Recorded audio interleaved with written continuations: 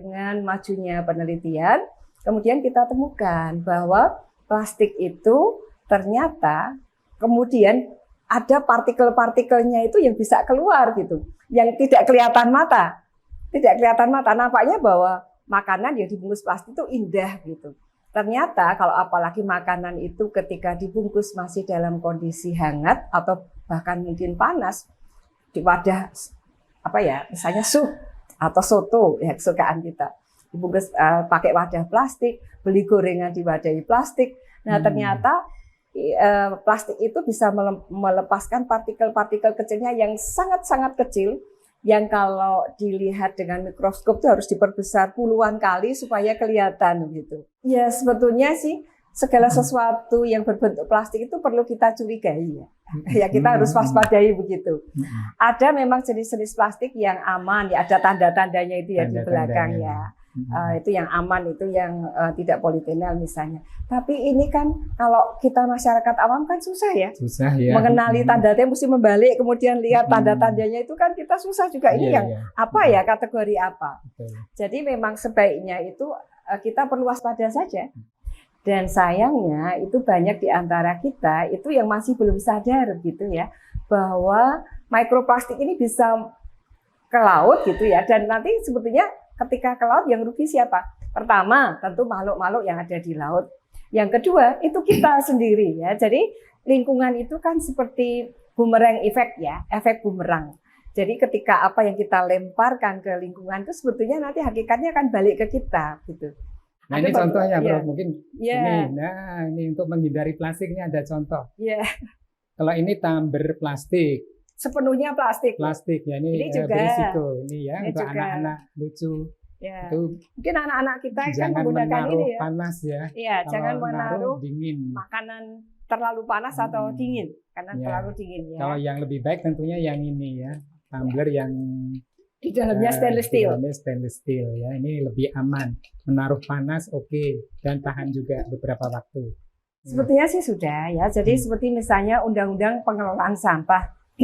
Undang-Undang Nomor 18 Tahun 2008. 2008 loh.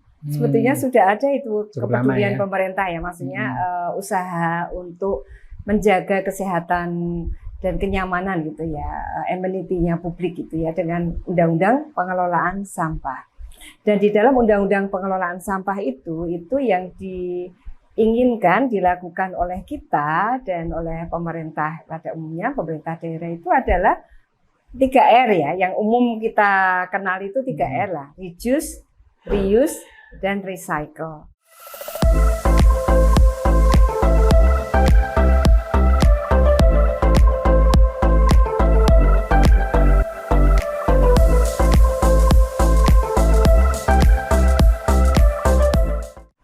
Jumpa kembali dengan Mbah Cilik Sigit dalam hidangan segar, hidup bermakna, sehat dan bugar.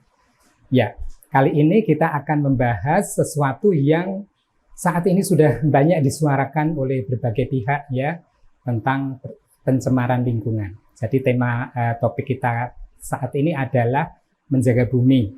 Ya, salah satu hal yang berkaitan dengan kelestarian bumi adalah pencemaran. Itu akan tentu merusak kehidupan bumi ya, termasuk manusianya. Nah kali ini kita akan membicarakan hal yang tadi sudah mungkin saat ini sedang cukup hangat dibicarakan dan itu menjadi perhatian khalayak, yaitu pencemaran mikroplastik ya, karena saat ini sudah diketahui mikroplastik ini sudah mencemari tidak hanya satwa di lautan tetapi juga tanah, bahkan kemudian tumbuh-tumbuhan yang menghasilkan buah itu ikut dicemari dan juga sampai kepada orang akhirnya ya, menjadi dampaknya tentunya kita belum tahu pasti, nanti akan kita bincangkan lebih lanjut dan perbincangan kali ini pun mungkin tidak akan memberikan informasi yang komplit, tapi tentu akan kita secara berkala kita akan menyampaikan hal-hal yang berkaitan dengan masalah ini supaya literasi masyarakat terkait dengan bahaya mikroplastik ini betul-betul bisa dipahamkan. Kali ini kita akan ditemani kembali dengan Prof. Hartuti Purnaweni, ya, beliau adalah guru besar di Universitas Diponegoro, ya, ahli sosiologi tentunya, dan bidang khususnya adalah lingkungan. Nah, selamat pagi, Bro. Selamat pagi. Terima kasih sudah menyempatkan waktunya. Ini pasti sibuk ya. Tetapi beliau itu tentu kalau berbagi ilmu kepada masyarakat sangat antusias ya. Apapun beliau adalah siap gitu ya. Ini sangat menyenangkan dan tentunya untuk kita semua ya. Ini Bro, ya kita kali ini kan membicarakan mikroplastik, nanoplastik ya. Jadi plastik-plastik yang menjadi sampah. Nah, tolong Bro dijelaskan ini dari mulai awalnya plastik itu diproduksi untuk kepentingan tentunya kemajuan peradaban ya, tetapi kemudian dampaknya ternyata baru akhir-akhir ini betul-betul disadari dan mulai orang menggagas hal-hal apa yang bisa mengurangi dampak ini. Tetapi sebelumnya mungkin bagaimana itu mikroplastik ini menjadi bahaya. Baik, jadi kita mulai dari plastik dulu ya. Ya, jadi sebelum sampai ke mikronya itu ke plastiknya dulu. Plastik itu kan bahan yang sangat mudah ditemui ya dalam kehidupan kita sehari-hari. Dan makin lama makin banyak gitu ya. Kayaknya hidup kita itu makin lama makin tergantung pada plastik gitu. Tadinya kan waktu kita masih sederhana gitu ya, waktu zaman kakek nenek moyang kita misalnya ya. Itu kan segala sesuatu, misalnya makanan itu kan dibungkus pakai daun. Membawa apa ya air gitu ya, itu masih pakai dari tembikar gitu ya. Tapi kemudian dengan ditemukannya plastik, nah ini wah luar biasa ya kecintaan orang pada plastik. Karena plastik itu adalah bahan yang ringan, yang mudah dibentuk, kemudian mudah dibawa-bawa gitu ya. Kalau misalnya tadi tembikar itu tempat air kan berat ya. Tapi betul. Begitu ditemukan ember itu kan ember plastik ini ya ini ringan sekali ya. Kita bisa pilih ukurannya itu juga sangat bervariasi ya dan mudah dibawa gitu. Kalau dulu tembikar kan mungkin harus digendong begitu. Ini kan sekarang tinggal dijinjing dan nanti ada tutupnya dan sebagainya, sangat praktis lah. Praktis. Dan itu tidak hanya, tentu saja tidak hanya air ya, tapi juga banyak sekali aspeknya. Misalnya makanan ya, makanan itu kalau dulu kan dengan wadah-wadah yang masih bakul nasi gitu ya, nasi itu masih pakai bakul, masih pakai alat-alat sederhana. Lama-lama dengan plastik, nah plastik itu bisa dibentuk beraneka ragam, ya warnanya, bentuknya, teksturnya, ya segala macam, dan dibuat menjadi sangat menarik. Sehingga orang betul-betul jatuh cinta pada plastik. Sehingga akhirnya plastik ini merajalela gitu ya dalam segala lini kehidupan kita. Semuanya ya, tidak ada yang lepas dari plastik kayaknya ya kehidupan kita. Bahkan pesawat terbang misalnya ya, semua alat transportasi, ya, tas, bahkan baju ya. Kan baju itu yang polyester itu kan ada campuran plastiknya juga.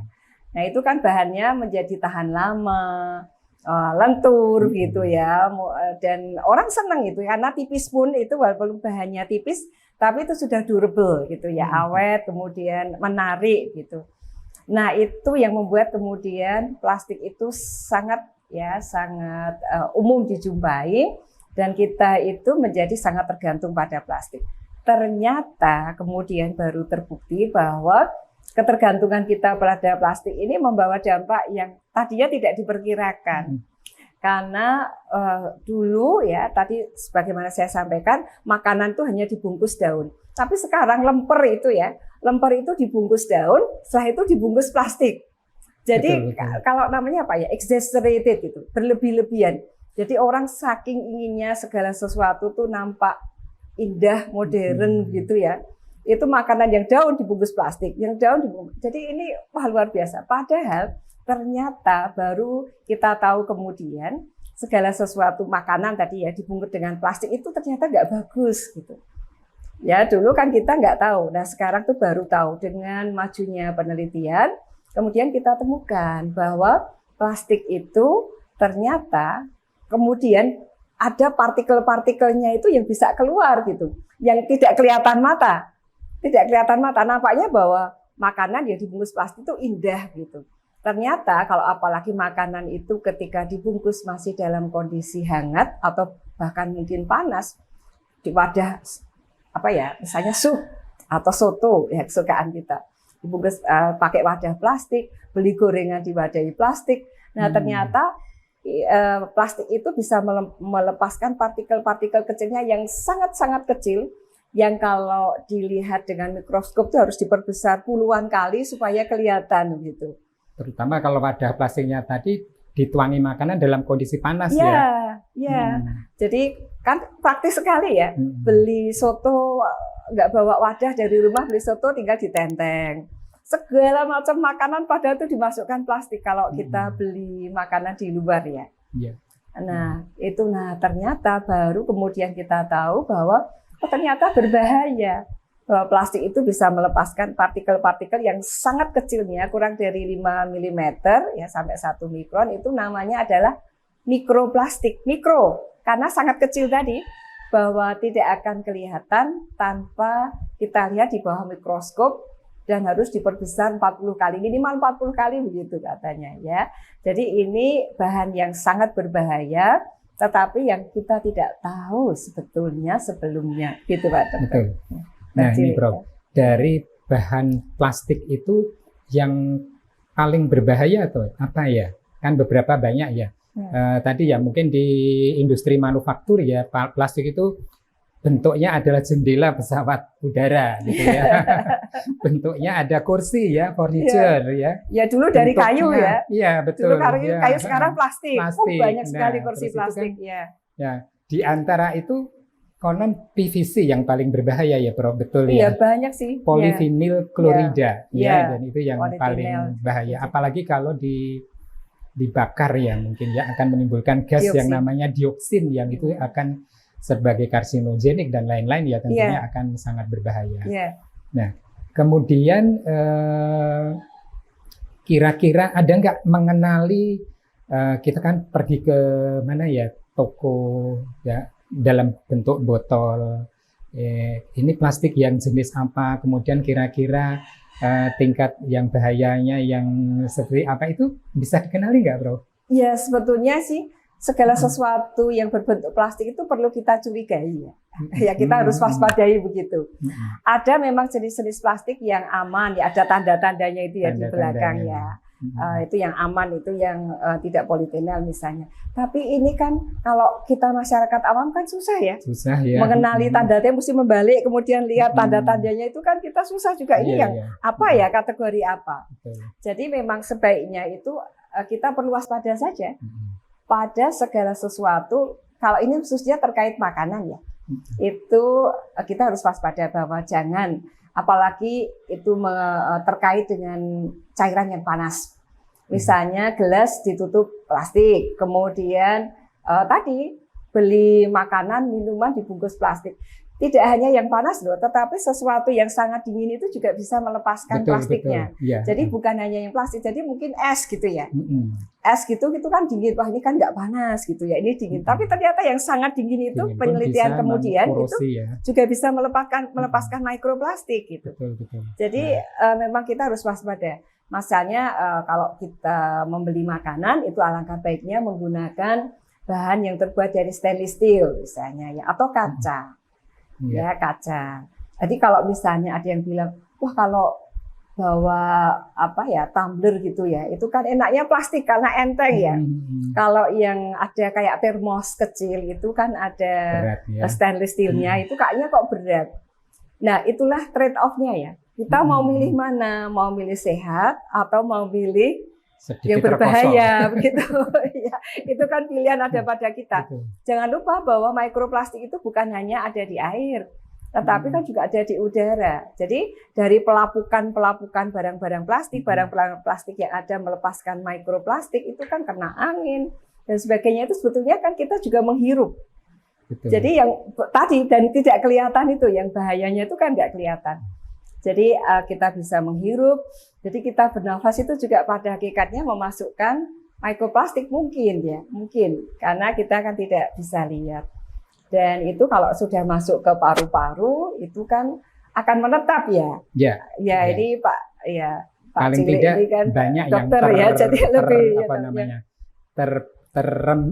tidak bisa dikeluarkan gitu. Tidak bisa dikeluarkan, ya akan menetap di sana. Dan ada yang menyampaikan perharinya itu kita menghirup dan memakan mikroplastik itu sekitar 5.000 sampai 10.000 per hari.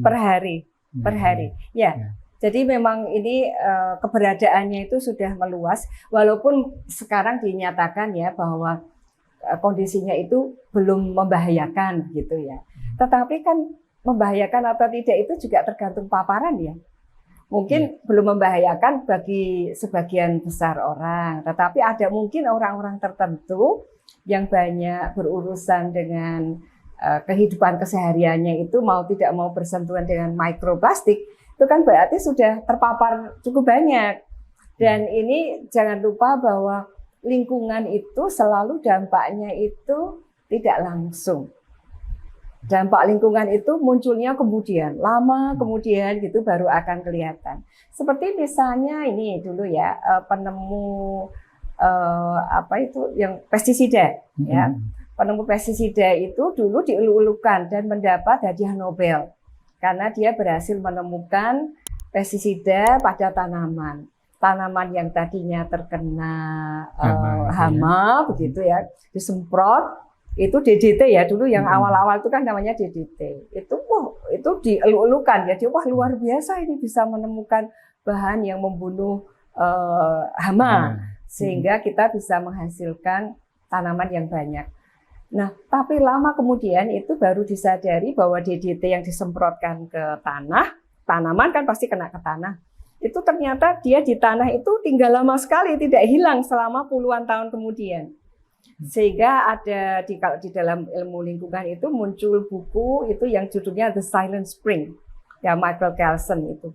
Jadi bahwa musim semi itu menjadi musim semi yang sunyi. Karena apa? Karena serangga-serangga, burung-burung itu nggak ada gitu ya. Karena apa? Karena keracunan. Karena keracunan hama gitu.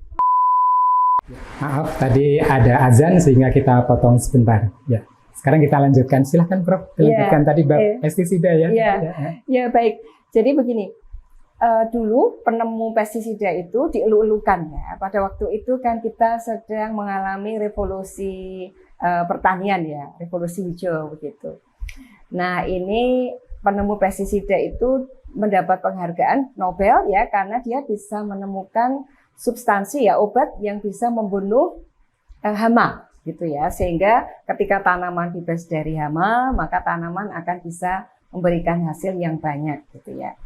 Nah ternyata lama kemudian itu baru disadari pestisida yang disemprotkan pada tanaman dan kemudian pasti kena tanah ya, karena tanaman itu kan tumbuh di tanah. Nah ternyata pestisida itu akan tetap ada di tanah itu sampai puluhan tahun.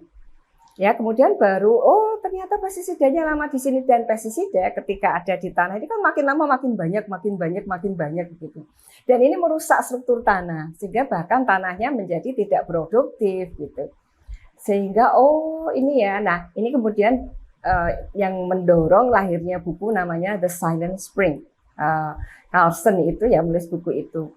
Dan di buku itu dia menuliskan bahwa nanti kalau pestisida itu dipakai terus ya secara ekstensif seperti ini, maka lama-kelamaan itu tanah akan mati, tidak hanya tanah ya, bahkan tanaman dan sebagainya, sehingga musim semi itu akan silent begitu ya, sunyi karena nggak ada serangga-serangga yang muncul begitu ya. Dan ini yang buku ini fenomenal gitu ya di bidang lingkungan, sehingga orang menjadi lebih peduli begitu ya bahwa pestisida itu ternyata berbahaya. Jadi nggak boleh dipakai sembarangan, tidak boleh ekstensif gitu ya, banyak-banyak digunakan. Nah ini yang kemudian saya rasa ini analoginya bisa ke mikroplastik ini ya, betul. Bahwa tadinya kita menggunakan produk plastik itu dengan gembira ria gitu ya, karena ternyata produk yang sebenarnya mikroplastik itu kan bahan plastik itu kan berasal dari salah satu unsur yang ada di dalam minyak bumi kan. Betul, ya. Ya, jadi itu minyak bumi kan unsurnya macam-macam, salah satu yang bisa diolah menjadi plastik ini. Tadinya kita tidak tahu, jadi begitu kita menemukan bahan yang murah, durable gitu ya, tahan lama, kemudian mudah dibawa, mudah dibentuk, itu kita senang sekali. Tapi ternyata baru kemudian kan, kita kemudian tahu, barang-barang yang dari plastik itu ya, yang sudah kita bentuk dalam segala macam, mulai dari yang besar tadi, Cilik katakan pintu pesawat ya, sampai ke plastik yang bungkus makanan ya, yang tipis-tipis itu ya, tapi agak tebal dan sebagainya, tas kresek yang sangat familiar ya untuk semua kita itu itu ternyata itu nggak bagus toh kalau digunakan banyak-banyak dan ekstensif. Itu kan pengetahuan yang muncul kemudian. Betul. Dan walaupun tadi dikatakan belum masuk dalam level yang berbahaya, mungkin belum berbahaya untuk banyak kita, tapi sudah ada mungkin ya orang-orang tertentu yang terpaparnya itu banyak begitu ya. Sehingga sebetulnya sudah masuk pada level yang harus sangat perlu diwaspadai. Betul. Apalagi kita kan sekarang cemaran ya, tadi kita Yeah. berbicara mengenai pencemaran. Pencemaran itu kan dimasukkannya bahan-bahan yang berbahaya ya ke dalam lingkungan, yang mestinya nggak ada di situ gitu. Ya, jadi misalnya cat itu kan mestinya di kalengnya gitu ya. Tapi ketika cat itu terbuang di lingkungan, ini kan mencemari ya, dia mengotori lingkungan. Nah, pencemaran ini merupakan salah satu unsur yang harus kita hindari ya, kita minimalisir.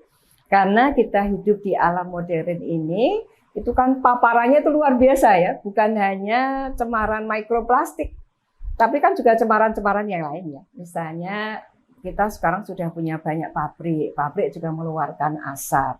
Kemudian sampah-sampah kita itu ngumpul gitu ya di TPA ya.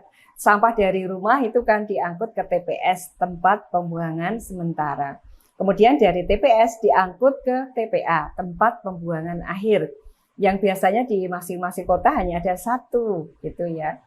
Nah, ini TPA ketika masuk ke TPA itu kan juga polusinya banyak, ada polusi bau, polusi ketika sampah yang sudah hancur ya sampah organik itu airnya meresap, licit ya, air lindi itu juga mencemari tanah. Dan kemudian ketika musim panas ya, kemudian di dalamnya itu ada gas metan yang muncul dari sampah-sampah itu bisa terbakar gitu ya.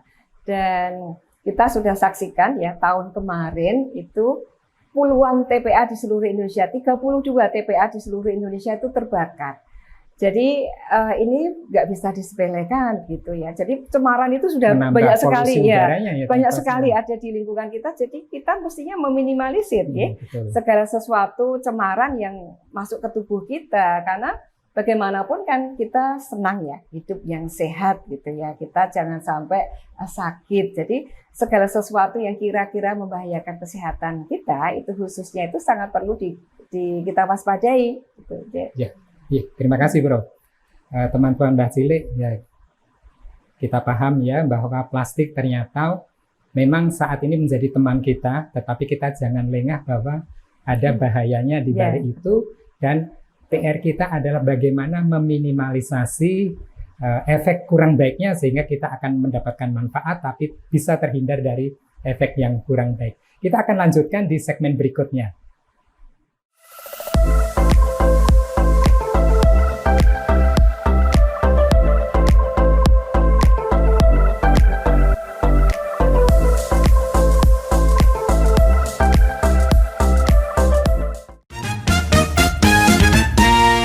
Rekomendasi homestay rombongan di Jogja yang bisa muat di atas 20 orang. Di sini ada 5 kamar tidur dan living room yang besar, cocok buat rame-rame. Lokasinya strategis, berada di Sedo Agung, Kecamatan Godean, Sleman, Yogyakarta. Begitu masuk, tempatnya tuh luas, suasananya adem dan juga tenang. Ada 5 kamar tidurnya lengkap, pakai kamar mandi dalam dengan fasilitas air panas, kasurnya empuk banget dan juga kamarnya super bersih. Tiap kamar tuh desainnya beda-beda. Ukuran kasurnya ada yang twin bed dan juga queen bed, semuanya lengkap, kulkasnya juga ada. Namanya Dian Padang. Buat reservasi bisa hubungi nomor ini ya.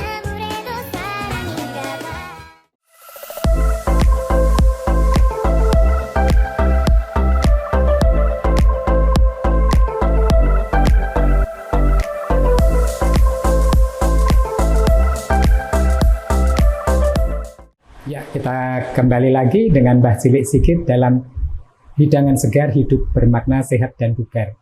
Ya, jadi bahwa sampah plastik yang akhirnya menjadi mikroplastik dan itu mencemari lingkungan baik udara, tanah dan air. Air ini tidak hanya air laut ya, di mana juga air tanah yang kita sumber minum kita itu bisa jadi juga ada cemaran. Cuman kita sampai saat ini memang belum tahu karena belum banyak studi yang bisa dilakukan. Ya, Prof, ini ya cemaran plastik, ya, mikroplastik sampai saat ini sudah seberapa parah ya, misalnya sampah di lautan kemudian menimbulkan bahaya di satwa laut ya. Saya pernah mendengar ini, misalnya ikan paus terdampar itu setelah diteliti ternyata di perutnya banyak plastik, kemudian jahat ya di manusia ya. otaknya itu juga sudah sampai ke sana mikroplastiknya, yang itu akan mengubah indera ikan paus tadi untuk menggunakan inderanya untuk memandu dia kemana ya, sebagai sensor akan hilang dan dia akan tersesat dan terdampar dan sebagainya. Itu salah satu contoh di salah satu satwa ya. Dan satwa lain kan banyak juga, dan satwa itu juga ikan-ikan yang menjadi konsumsi kita ya. Sehingga ada sudah muncul bahwa himbauan, cuman ini ada tebarannya ada di mana ya, kita nanti mungkin Prof bisa menyampaikan apakah negara kita sudah harus mengikuti ini, yaitu mengurangi konsumsi sumber laut. Nah ini kan, wah itu kan hobi sebagian dari kita ya. Gimana, separah apa? Ya, jadi memang mikroplastik itu ada di mana-mana tadi ya, sudah kita diskusikan. Nah, yang ada di laut ini khususnya itu memang bisa berbahaya. Karena apa? Karena ikan itu kan dia memakan plankton kan. Makanannya ikan itu kan plankton ya aslinya. Nah, ikan itu ya nggak kelihatan tadi ya, tapi ikan itu kan tidak akan bisa memisahkan ya. Ini apakah ini plankton, apakah ini makroplastik, itu kan apa plastik yang kecil-kecil dia kan nggak bisa membedakan itu ya. Sehingga itu dia makan. Bahkan plastik yang kemudian lebih besar. Nah itu parahnya itu memang ketika kita menggunakan banyak sekali barang-barang terbuat dari plastik, berarti kita membuangnya itu juga banyak. Jadi konsumsinya banyak, maka buangnya itu juga banyak. Dan sayangnya itu banyak di antara kita itu yang masih belum sadar gitu ya, bahwa mikroplastik ini bisa ke laut gitu ya. Dan nanti sebetulnya ketika ke laut yang rugi siapa? Pertama tentu makhluk-makhluk yang ada di laut. Yang kedua itu kita sendiri ya. Jadi lingkungan itu kan seperti bumerang effect ya, efek bumerang. Jadi ketika apa yang kita lemparkan ke lingkungan itu sebetulnya nanti hakikatnya akan balik ke kita gitu. Jadi bahwa kita mengotori lingkungan, mencemari lingkungan, siapa nanti yang dirugikan? Akhirnya juga kita gitu ya. Tapi itu yang kita belum sadar. Jadi begini, plastik itu kan bentuknya mikroplastik, bentuknya macam-macam.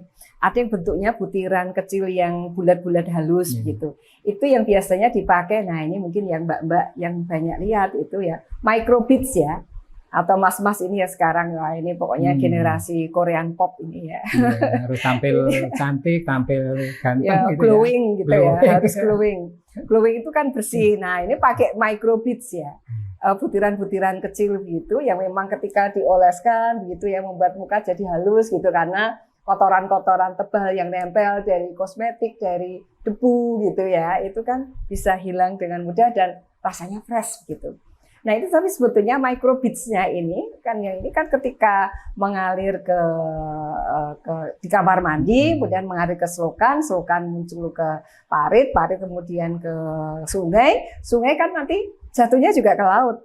Ya dan ini terus, dan kalau yang melakukan hanya 1-2 orang sih nggak masalah. Masalahnya yang melakukan itu kan jutaan. Sehingga ketika kumulatif itu kan menjadi banyak begitu. Nah ini salah satu ya. Jadi dari mikroplastiknya itu kalau yang mikro, yang kecil itu yang berasal tadi ya barang-barang yang kecil, misalnya yang digunakan di dalam campuran bahan-bahan kosmetik. Ya dicampur di dalam kosmetik itu kan supaya nanti kosmetik itu tidak bisa mengikat begitulah, bisa mengikat unsur-unsur yang ada di dalam bahan-bahan kosmetik. Bisa kalau di permukaan bisa kelihatan halus mengkilat begitu ya, menarik. Nah ini ya itu yang pertama. Yang kedua itu yang berasal dari pelapukan barang-barang plastik tadi. Kan coba kita lihat ya di pesisir ya, di pantai lebih kecil dari pesisir, lebih sempit. Nah di pantai itu misalnya sampah itu kan sering kita lihat banyak sekali ya. Banyak sekali, apalagi nanti misalnya musim angin yang sedang banyak bertiup ke daratan, wah itu sampah dari lautan tuh muncul. Bahkan misalnya pantai Sanur, Pantai Kute di Bali gitu ya. Yang turis biasanya itu bisa duduk-duduk dengan nyaman begitu. Itu kalau sedang musim angin besar ya, ya angin barat yang di Bali itu, sampah itu akan muncul banyak sekali ke pantai. Sehingga pantainya jadi kotor gitu ya. Jadi Dinas Lingkungan Hidupnya harus susah payah mengerahkan puluhan truk per hari supaya sampah itu bisa bersih dari pantai. Nah, tentu tidak akan semuanya bisa terangkut. Masih ada banyak yang di laut. Nah, di laut itu kan dia lama-lama mengalami pelapukan, sehingga artinya akhirnya menjadi butiran kecil dan jadilah mikroplastik. Jadi ada dua ya, mikroplastik yang mikro kecil sekali, dan ada yang sedikit lebih besar.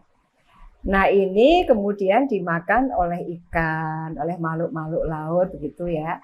Dan karena saking kecilnya itu dan bahannya kan plastik ya. Plastik tidak tahan lama kan. Nah, di perut ikan juga dia tidak bisa di digest gitu ya, tidak bisa dicerna oleh ikan, tetap ada di perutnya. Nah, kemudian kita makan ikan gitu ya. Nah, jadi wah, apakah kita masih boleh makan ikan atau tidak gitu ya? Bahaya nih makan ikan gitu ya. Tapi sebetulnya ya itu tadi, apalagi kita akan tinggal di kepulauan Indonesia. Ya, jadi masyarakat kita itu senangnya seafood kan, karena itu juga sumber protein kita. Sumber protein yang utama kita itu memang ada di laut ya, dengan ikan banyak. Ikan tuh kan nggak usah dipelihara ya. Yang ikan maksudnya ikan lepas ya, ikan tangkap itu kan kita manusia hanya menangkap saja. Dia berkembang biak sendiri di lautan gitu ya. Jadi ini merupakan sumber pangan yang menguntungkan bagi kita ya. Kalau tambak itu ikan yang dipelihara, dibudidayakan, memang itu harus dibudidayakan. Tapi yang ada di laut lepas itu kan mereka berkembang biak sendiri gitu.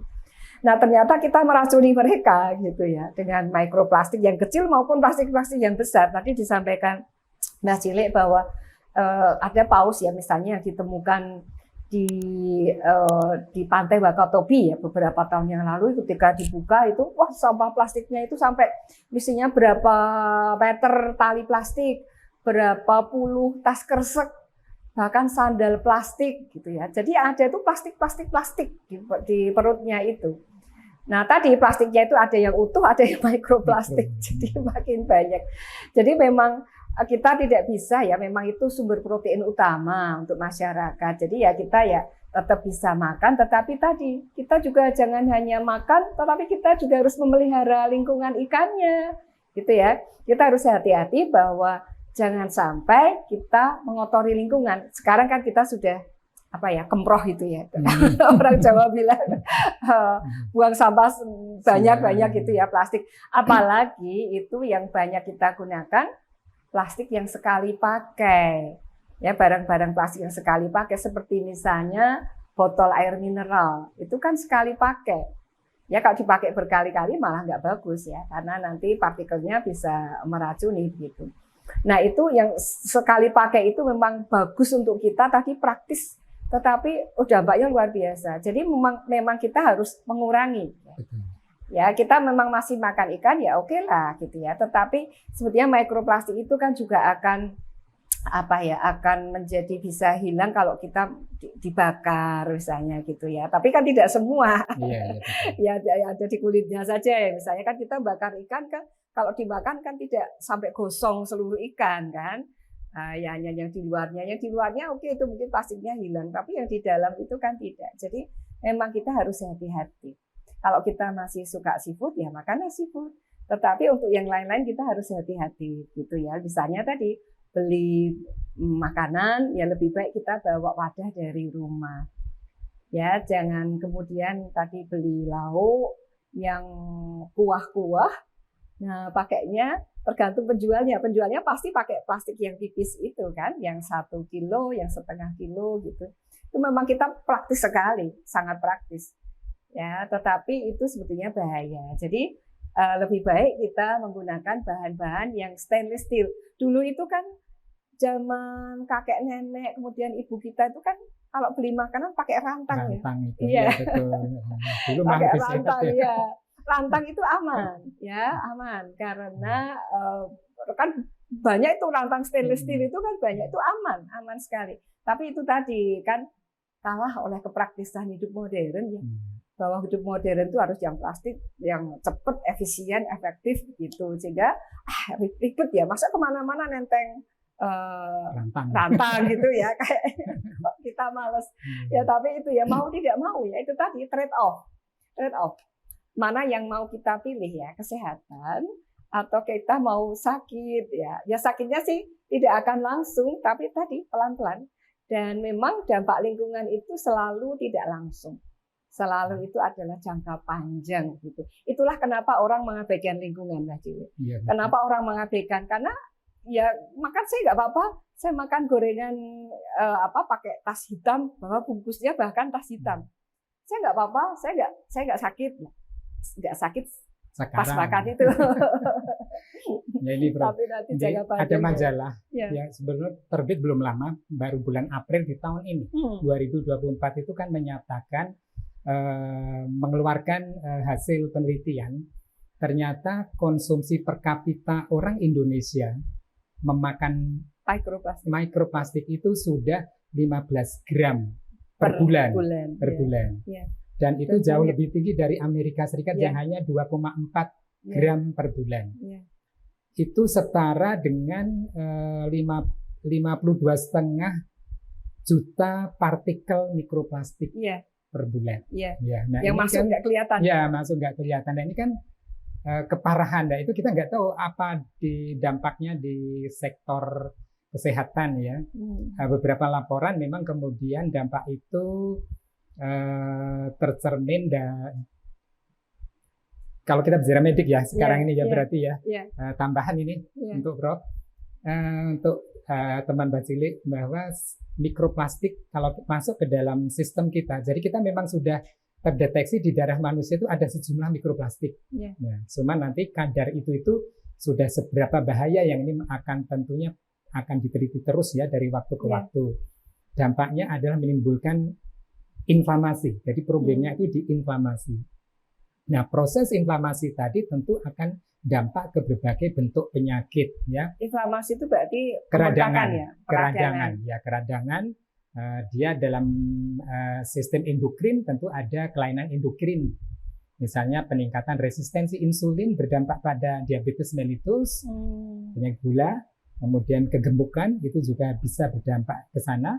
Kemudian penyakit kardiovaskuler, peningkatan kasus-kasus jantung ya. Kemudian kasus-kasus penyakit paru, orang sesak nafas tadi ada sejumlah 5.000 sampai 10.000 per hari orang menghisap mikroplastik, yaitu dampaknya pada sistem pernapasan. Kemudian di saraf ini juga ya mungkin orang akan menjadi demensia awal ya barangkali ya dengan adanya itu, tergambar pada paus tadi yang salah arah karena memang sudah otaknya keracunan ya, sensornya nggak ada. Manusia juga begitu, daya pikir akan berkurang ya tentunya itu secara logika. Pada sistem pertumbuhan itu bayi bisa gagal tumbuh kembang di dalam kandungan ibu, bisa lahir prematur ataupun kematian di dalam perut, bahkan kematian ya, dan kecacatan. Itu ada dampak ke sana ya. Nah, ini tentunya kan hal-hal yang akan menimbulkan permasalahan. Saat ini mungkin seberapa, saat besok kalau kita tidak pikirkan mulai sekarang, kita tidak sadari mulai sekarang, tentunya akan semakin parah ya Bro ya tentunya ya. Ini tentunya ngeri loh nah itu. Misalnya Pak Dokter sudah mengemukakan bahayanya dari sisi kesehatan, ya takut ya kita. Terus imun, daya tahan terhadap penyakit ini juga turun. Di penelitian ini jaringan, kultur jaringan itu yang ada mikroplastiknya dan tidak, itu ternyata yang diberi mikroplastik dia selnya mati lebih cepat. Ya. Sehingga ini dampak imun turun ini, misalnya kita mulai sakit ya, lebih mudah sakit ya, mudah sakit juga. Nah, saat sudah sakit ini risiko kematian karena sakit itu menjadi meningkat kan. Seperti tadi. Risikonya lebih tinggi gitu ya, untuk kematian untuk bahwa dia sakit diberi obat sembuh. Kemudian dia sakit diberi obat tidak sembuh. Nah, ini dia meningkatkan ke arah tidak sembuh dan menuju ke kematian tadi mestinya. Seiring dengan hasil penelitian bahwa yang kultur jaringan di dalam mikroplastik itu selnya mati lebih cepat ya. Tentunya logika ilmiahnya ke sana dan itu tentunya hal yang perlu dipahamkan, dan kita saat ini posisinya tadi 15 gram mikroplastik Iya. per bulan. Iya. Nah, ini tentunya kita bagaimana menurunkan ini, Mbak? 5 gram itu 15 kelihatannya kecil ya, Iya. kelihatannya sedikit, tapi di dalamnya itu kan ada ratusan ribu, Betul. ratusan ribu serpihan. Partikel Ya, ya. partikelnya. Karena memang mikroplastik itu bentuknya kan macam-macam tadi ya. Saya belum selesaikan ya. Tadi ada yang bentuknya itu seperti butiran-butiran kecil, ada yang bentuknya itu tipis gitu. Tipis seperti membran begitu ya. Itu yang berasal dari pembungkus-pembungkus. Kemudian ada yang bentuknya itu seperti serat. Ya, serat. Ya, jadi ada serat itu tadi dari pakaian. Nah, pakaian kita yang mengandung polyester itu ketika dicuci itu seratnya itu akan keluar. Betul. Saat Ya, mencuci saat ya. mencuci ya, ketika dicuci itu seratnya keluar. Apalagi, padahal banyak ya sekarang baju-baju kita yang berasal dari polyester. Kalian kan enak ya, lentur gitu ya, lentur, licin, enak dipakai kalau yang banyak itu. Nah itu padahal kita banyak sekali ya tidak sadar. Betul. Bahwa jutaan mikron ya itu tuh terlepas ke air ketika kita mencuci. Dan di sabunnya juga kan. Ya, jadi bukan hanya di bahan yang dicuci, tetapi di bahan kimianya, di sabunnya dan sebagainya. Ikan tadi juga ketika dia makan plastik kan bukan semata-mata berasal dari plastik yang hancur kemudian menyebar di laut ya, tapi juga dari jaring ikan kan, dari plastik itu jaring ikannya juga kan. Jadi semuanya, supaya wadah ikan ketika diambil dari laut itu kan juga dari plastik ya, karena memang praktis lah, praktis ya, ringan, besar, kuat gitu. Nah itu jadi memang segala sisi kehidupan kita itulah sebetulnya tantangan untuk manusia modern ya. Tantangan untuk manusia modern bahwa kita harus hati-hati. Ya memang ada beberapa hal yang tidak bisa kita hindari gitu ya. Ketika kita nggak usah pakai plastik sama sekali? Oh ya enggak sih. Ya. Nah ini contohnya bro, mungkin ya. Ini untuk menghindari plastiknya ada contoh. Ya. Kalau ini tumbler plastik. Sepenuhnya plastik. Plastik ya, ini juga berisiko ini ya, ini untuk anak-anak lucu. Ya. Itu mungkin anak-anak kita kan menggunakan ini ya. Panas ya. Iya, jangan menaruh dingin. Makanan terlalu panas atau dingin, karena terlalu dingin ya. Kalau yang lebih baik tentunya yang ini ya, tumbler yang di dalamnya stainless steel. Di dalamnya stainless steel ya, ini lebih aman. Menaruh panas oke, dan tahan juga beberapa waktu. Nah ini Ibu, ini misalnya ya Prof ya ini ya. Iya. Ini apa ini? Teflon. Teflon ya. Nah teflon itu juga termasuk golongan plastik. Ya. Nah hati-hati juga. Untuk panas ya. Untuk panas. Goreng-goreng kan. Memang tidak lengket ya, tapi ternyata plastik. Kita mungkin kembali ke sini. Zaman apa ini? Sudah zaman lebih berat ya, lebih berat, tapi ini lebih aman. Aman ya. Okay. Ini sering banyak digunakan di rumah-rumah ini pasti. Jangan digunakan. Ya ini kan ini seneng pasti ibu-ibu ini ya. Ini ada untuk menyendok nasi kan, nasi dari panas ya. Mungkin gantinya yang ini ya. Kayu. Bisa kayu, lebih bisa aman. Bambu ya. Ya, nah, ini juga ini kan. Nah, ini dari kayu ini. Ini lebih aman. Memang kayaknya kuno gitu ya. Kuno nggak menarik, nggak ada warnanya gitu ya, kelihatan kusam. Tapi sebetulnya ini lebih aman. Yang kayu ya. Cuman kita memang mencucinya harus hati-hati karena ini kan ada lekuk-lekuknya begitu ya. Ini kan karena bahannya alami, jadi kita mencucinya juga harus bersih dan usahakan ini kering gitu ya. Jadi ketika dipakai itu jangan lembab, jangan basah gitu ya. Seperti ini kan. Betul. Ini ya, ini kan dari sela-selanya ini kan juga bisa bersembunyi bakteri. Jadi mencucinya juga harus bersih. Betul. Ya, kemudian dikeringkan dengan baik. Itu, nah ini aman. Ya, lebih nyimpan juga ini, dalam ini baik ya, Prof. Ya, jadi ini masih bisa. Ya. Nyimpan juga silahkan dalam apa ini namanya botol kaca ya. Bumbu-bumbu dan sebagainya, kaca-kaca yang kecil kaca-kaca, ya. Mungkin kita upayakan ya untuk mengganti, walaupun itu tentu berproses ya. Iya. Mengganti. Balik lagi ya ke zaman dulu ya. Ternyata dulu yang digunakan bahan-bahan yang digunakan oleh nenek moyang kita itu lebih aman. Lebih aman Gitu ya, daripada lebih aman. sekarang ya. Ya. Memang itu tadi dari sisi kepraktisan, manusia modern itu selalu inginnya praktis gitu ya. Pokoknya cepet, itu tadi efektif, efisien, cepat, ringan, mudah. Tapi ternyata kan sekarang kita sudah tahu ya bahwa sesuatu yang praktis, efisien itu tidak baik ternyata untuk kesehatannya. Itu yang perlu terus kita ingat-ingat begitu ya. Jadi ini tadi, ini tumbler itu bagus. Jadi kita jangan terlalu mudah ya. Jangan terlalu mudah membeli minuman dengan botol sekali pakai. Ya, yang air mineral itu kan sering ya kita menggunakan. Jadi pakailah tumbler ini ya, banyak disuarakan. Jadi pakailah tumbler. Ya nggak apa-apa kalau ini hanya air putih biasa, gitu sih nggak apa-apa. Tapi ini begitu air panas atau air yang sangat dingin itu banyak gitu ya. Walaupun ketika air biasa juga tetap ada ya, dok, yang keluar itu ya, tapi lebih sedikit ya, lebih sedikit. Tapi memang yang aman ya ini ya. Kita senangnya kopi ya. Anak-anak muda juga senangnya kopi. Ya, ini kan bagus nih untuk tempat kopi. Ya ada stainless steelnya, lebih awet dan ini jelas lebih aman. Sedikit lebih berat sih tadi nggak apa-apa. Jadi kita tadi trade off ya, pilihan kita yang mana. Memang sedikit mungkin dirasa kurang praktis karena lebih berat. Tetapi kalau ini lebih aman, why not gitu ya. Ya, terima kasih Prof. Jadi kita sudah cukup banyak yang kita pahamkan ya, kita sampaikan dan itu menjadi pemikiran kita untuk bagaimana kita bisa membuat perubahan-perubahan yang memang seharusnya kita ubah untuk menuju kondisi yang lebih sehat. Kita break sebentar, akan kita lanjutkan lagi.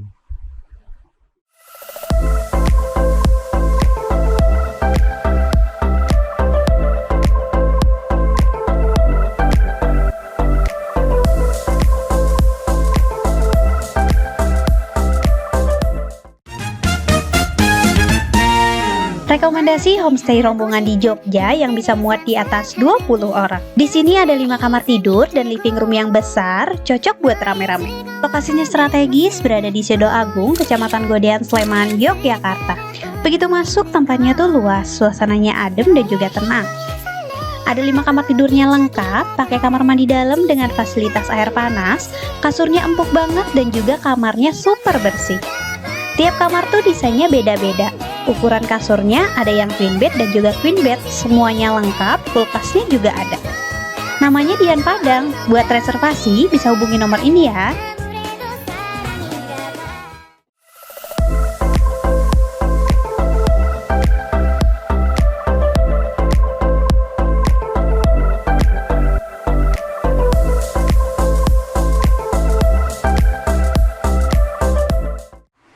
Ya, kita lanjutkan perbincangan kita bersama Mbah Cilik Sigit dalam hidangan segar. Kita sudah banyak mendengar, kita sampaikan tadi berkaitan dengan bahaya mikroplastik untuk lingkungan dan juga dampaknya kepada kesehatan. Nah, permasalahannya sekarang adalah bagaimana cara kita mengurangi ataupun menghindari mikroplastik yang mungkin menghindar sama sekali pasti tidak mungkin, tapi paling tidak mengurangi. Nah, Prof, kita lanjutkan ini. Sebelum kita membicarakan apa yang bisa kita lakukan untuk mengurangi paparan mikroplastik tadi, sebenarnya ini kan kita ada pemerintah ya, ada pemerintahan, regulasi, dinas kesehatan, Kementerian Kesehatan, kemudian ada lembaga perlindungan konsumen, kemudian ada perwakilan rakyat, Komisi 9 misalnya ya. Sebenarnya dari konteks nasional itu sudah ada pemikiran atau seperti apa ya, Prof? Ya, sepertinya sih sudah ya. Jadi seperti misalnya Undang-Undang Pengelolaan Sampah, Undang-Undang Nomor 18 Tahun 2008 loh. Sepertinya sudah ada itu kepedulian ya pemerintah ya, maksudnya usaha untuk menjaga kesehatan dan kenyamanan gitu ya, amenity-nya publik gitu ya, dengan Undang-Undang Pengelolaan Sampah. Dan di dalam Undang-Undang Pengelolaan Sampah itu yang diinginkan dilakukan oleh kita dan oleh pemerintah pada umumnya, pemerintah daerah itu adalah 3R ya, yang umum kita kenal itu 3R lah, reduce, reuse, dan recycle. Reduce itu mengurangi ya, artinya mengurangi seminimal mungkin. Tadi disampaikan oleh Mbak Ciri bahwa menghindari sama sekali itu nggak bisa ya, nggak bisa karena lingkungan kita juga sudah terpapar banyak plastik ya. Tapi mengurangi itu kan bisa, yaitu tanggung jawab kita. Jadi jangan bukan pemerintah saja tapi kita ya.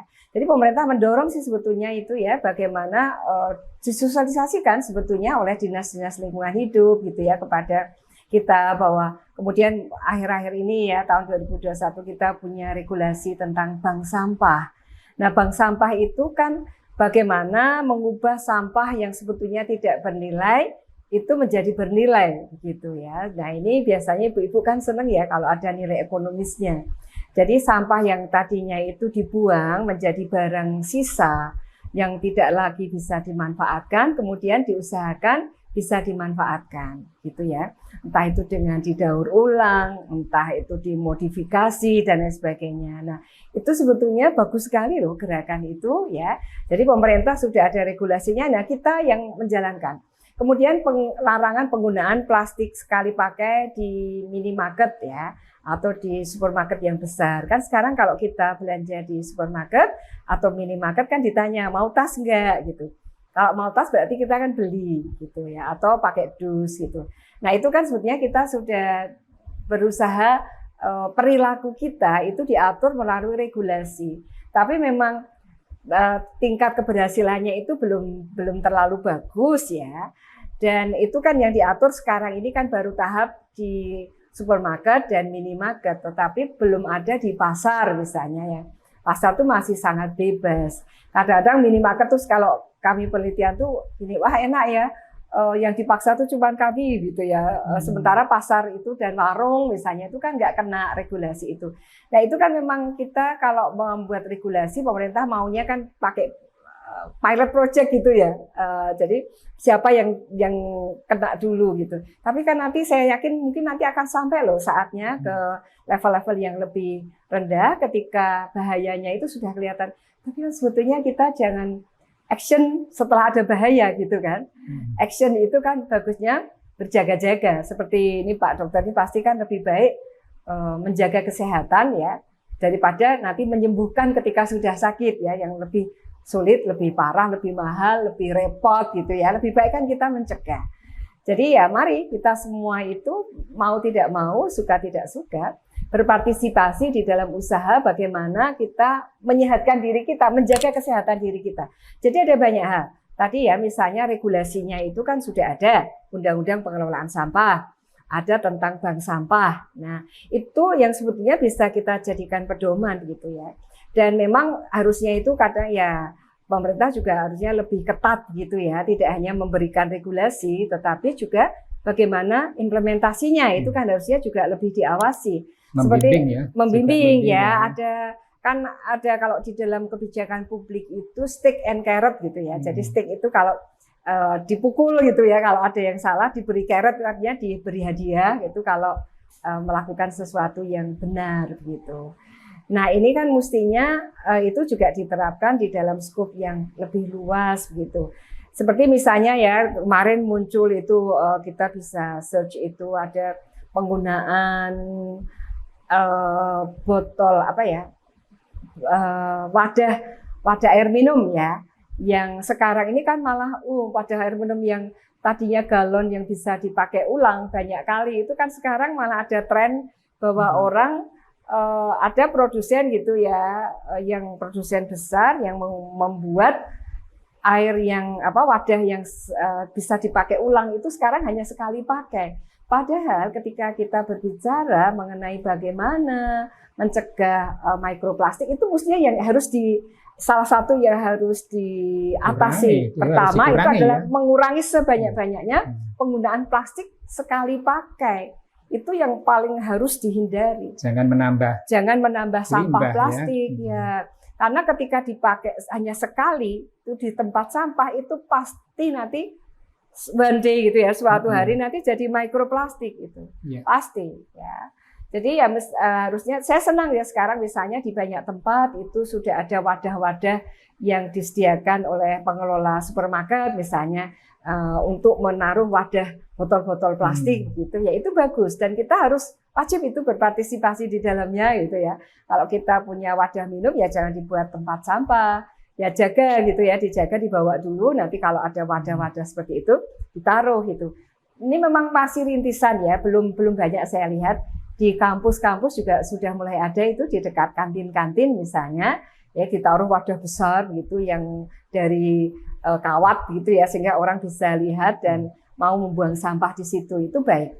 Ya, kita lebih bisa berpartisipasi Mbak Cilik. Misalnya botol plastik itu buangnya ya jangan hanya asal buang, tapi sebelum dibuang tuh dipencet dulu. Dibuka tutupnya, dipencet gitu ya. Sehingga menjadi agak gepeng gitu kan, lebih ringkes, baru tutupnya dipasang ya. Bagus lagi kalau labelnya itu dihilangkan sekalian gitu. Jadi nanti daur ulangnya itu lebih mudah. Nah, itu yang lebih baik lagi ya. Jadi memang kok kayaknya ribet gitu ya. Nah, kalau mau sehat memang harus sedikit lebih ribet ya. Tapi pilihannya dua, mau sakit atau mau sehat ya. Jadi kita memang harus berusaha. Oh ya, dan ini lagi yang banyak muncul itu adalah misalnya penggunaan teh celup ya. Ya. Teh celup itu saya lupa tadi ya belum disinggung. Teh celup itu memang ada perekatnya kan, itu dan ada bahan plastiknya di situ. Dan itu kan sudah sangat umum ya, penggunaan teh celup itu di mana-mana. Dan penelitian yang muncul kemudian itu menunjukkan bahwa pemakaian teh celup itu sebaiknya diminimalisir gitu ya, diminimalisir sekali ya. Jadi nyelupnya juga jangan lama-lama. Jadi jangan dicelup ditinggal kemana-mana gitu ya. Jadi dicelup langsung diangkat. Lebih baik lagi itu kalau di rumah misalnya ya pakai yang teh yang bungkusan gitu, bukan celup. Kan di rumah kita punya lebih banyak waktu dan kesempatan ya. Jadi pakai teh tabur itu aja. Ya, teh tabur itu kan menjadi lebih sehat. Jadi banyak itu teh celup tuh sekarang akhir-akhir ini saya lihat tuh ulasannya makin banyak ya. Jadi sesuatu yang tadinya biasa, sesuatu yang aman-aman saja gitu ya menurut kita ternyata tidak aman. Kemudian ditemukan bahwa itu tidak sehat. Jadi itu mestinya kita hindari lah. Ya, kita hindari teh celup itu. Kemudian ya wadah-wadah plastik yang lain. Dan tadi kosmetik ya. Kosmetik itu sekarang apalagi ini Gen Z ini yang ingin glowing tadi ya. Ingin glowing, ingin tampil rapi, bersih itu sebetulnya penggunaan microbeads itu ya, yang kecil-kecil itu memang sangat praktis ya. Tapi sebetulnya coba deh kalau dulu nenek kita, mungkin ya ibu kita itu kan menggunakan bahan-bahan yang alami. Ya misalnya lulur beras, ya lulur. Penggunaan lulur. Ya lulur itu kan alami dan itu juga sebetulnya efeknya kan sama kan, exfoliating ya. Jadi mengikis begitu ya, mengikis kotoran. Tapi kan aman. Bedak dingin misalnya kan bisa juga ada elemen berasnya itu ya. Beras itu kan alami, jadi kan bisa untuk gosok-gosok juga itu. Jadi apa salahnya gitu ya, kita coba dulu deh. Coba dulu ya, lepas dari microbeads karena itu kan dipakai tiap malam ya. Ini pakai tiap malam. Ya. Yang pakai satu orang kadang-kadang kan kita juga exaggerate ya. Makanya itu di situ dituliskan 2 butir padi gitu ya kalau di wadahnya itu, tapi sebenarnya maksudnya sedikit gitu. Itu kan kadang-kadang ya shoot gitu ya, pokoknya marem gitu ya kalau pakai banyak. Nah, itu sebetulnya kan jangan ya. Coba itu tadi pakai lulur gitu ya. Pak Dokter tuh kalau ibu-ibu yang mungkin yang punya banyak waktu di rumah itu beras itu kan ditumbuk gitu ya. Beras ditumbuk itu sebetulnya kan bisa digunakan sama efeknya. Sama karena hanya pokoknya mengangkat sel kotoran yang mati begitu. Nah, itu hal yang kecil tapi sebetulnya bisa jadi besar loh. Bisa jadi besar. Dan tadi ya penggunaan bahan ya. Jadi lebih baik memang kita menggunakan bahan-bahan baju yang lebih alami begitu ya. Tadi polyester itu memang sangat populer. Bahan yang katun misalnya ya, katun. Bahan polyester tadi lupa ya. Jadi yang kita diduga juga kita memakai itu lewat keringat, ada yang kemudian lepas dan bisa meresap. Jangan-jangan itu dugaan sementara dugaan memang bukti barangkali susah. Iya. Ya padahal kaos-kaos itu kan banyak dari polyester ya. Iya, betul. Dan harus kembali atlet-atlet itu makanya kan sampai basah kuyup gitu ya. Siapa tahu ketika basah kuyup itu malah mikroplastiknya masuk. Ada sebagian. Sebagian sedikit sih. Tapi itu tadi sedikit-sedikit kan lama-lama jadi bukit, itu yang bahaya. Ya, dan bahwa menurut data bahwa betul ya, orang Indonesia itu kan banyak yang kita berseliweran di media massa, kita itu termasuk negara yang memakan walaupun tidak sengaja memasukkan mikroplastik ke dalam tubuh itu kan ada 3 negara itu ya. Jadi Filipina, Thailand, kita gitu ya, yang termasuk menurut Tinggi, ya. menurut per kapita itu jumlah penduduk. Jadi jumlah per kapita itu per orangnya itu kita termasuk yang banyak. Jadi karena sudah banyak, maka kita perlu hati-hati ya, lebih cermat karena kita ingin hidup sehat. Itu sebetulnya yang saya tadi kan sesuai dengan podcastnya Mbah Cili ini ya, kita harus hidup sehat. Ya. Apa lagi? Sehat dan bugar. Sehat dan bugar ya, sehat dan bugar. Jadi melalui latihan memang, ya mau tidak mau karena sudah begitu ekstensifnya kita menggunakan bahan-bahan plastik. Ternyata setelah kita tahu bahayanya ya kita harus setback. Seperti dulu waktu pertama lingkungan diperhatikan itu kan tadinya itu ada peristiwa yang Teluk Minamata. Peristiwa Teluk Minamata itu di Teluk Minamata di Jepang itu ada orang-orang yang sakit gitu ya. Dulu ya di podcast yang pertama apa kedua pernah kita bahas itu ya kayaknya, bahwa orang-orang yang tinggal di sekitar Teluk Minamata itu mempunyai angka kesakitan yang tinggi. Jadi syarafnya terganggu, menjadi trembling gemeteran. Kemudian kesadarannya berkurang, terus akhirnya buta mati gitu ya. Kemudian itu ditemukan kemudian itu tahun 1950-an itu bahwa ternyata itu karena air di Teluk Minamata itu mengandung merkuri.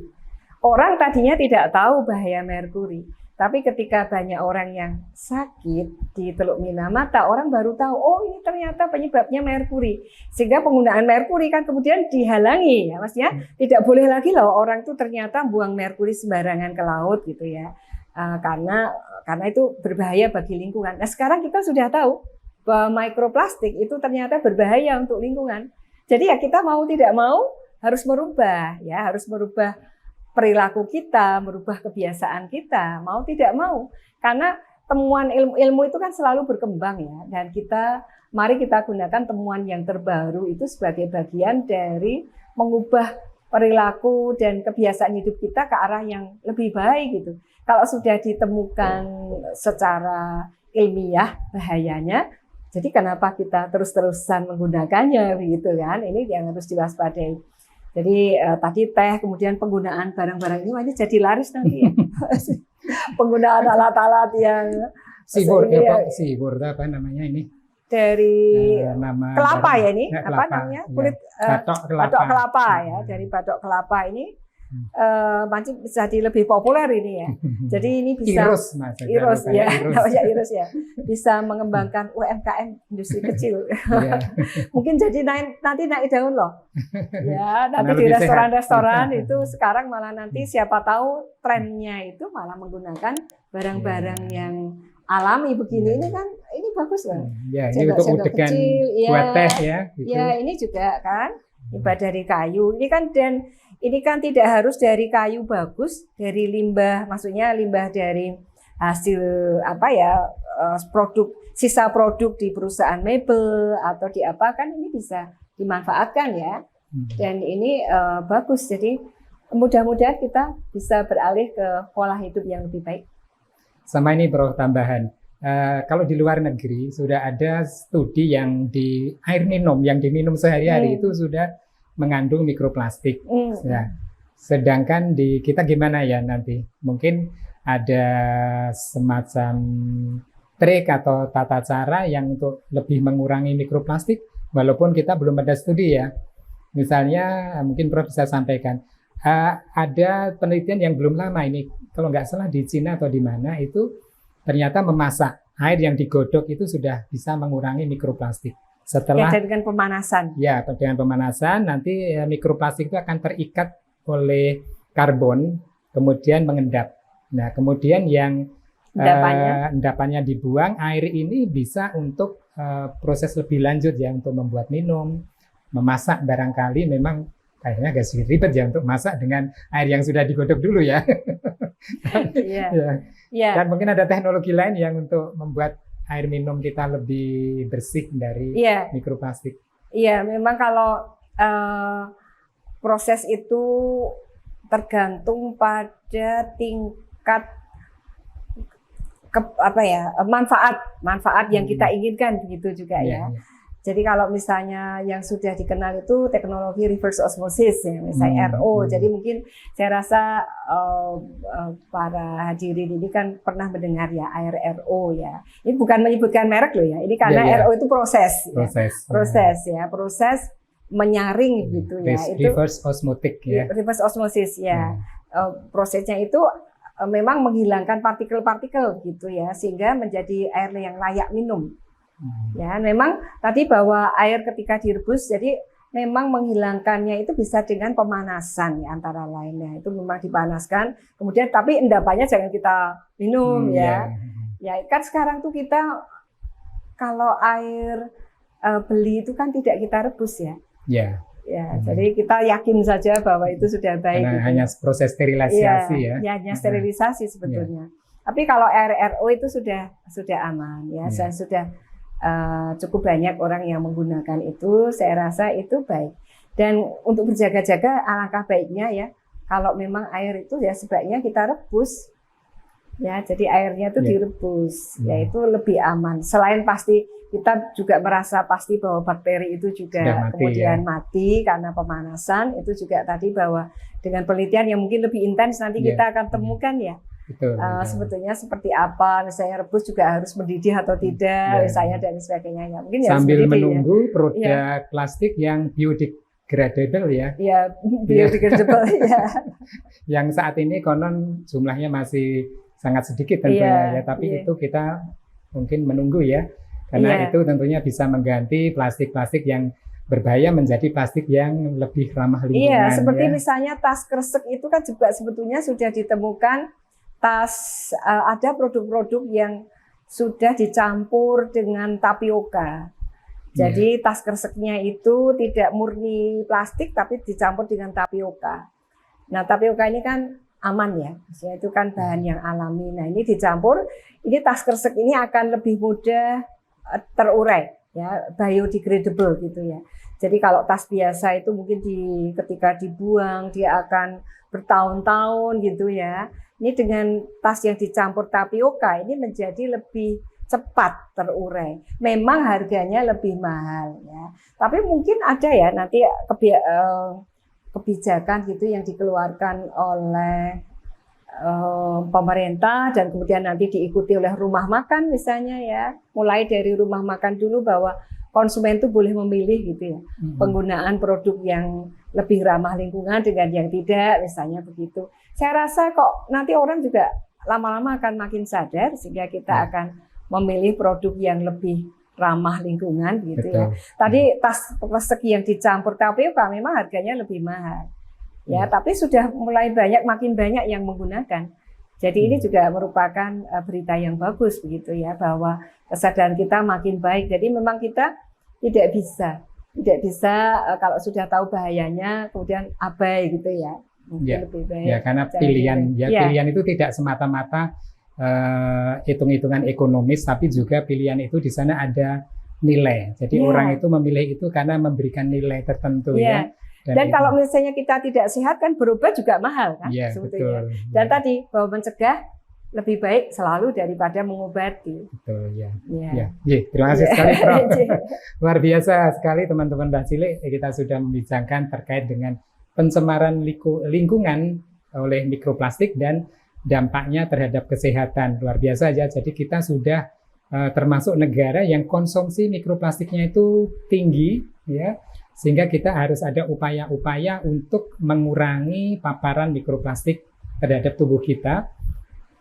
Berbagai penyakit sudah terjadi peningkatan ya, penyakit jantung, penyakit paru, gangguan syaraf ya, kemudian juga gangguan imun, gangguan tumbuh kembang pada ibu hamil, anaknya bisa lahir prematur, bahkan keguguran, juga ada kecacatan. Nah, ini juga sangat ngeri ya kalau kita akan teruskan bahwa mikroplastik ini akan semakin kita konsumsi lebih tinggi, tentunya kita tidak inginkan itu.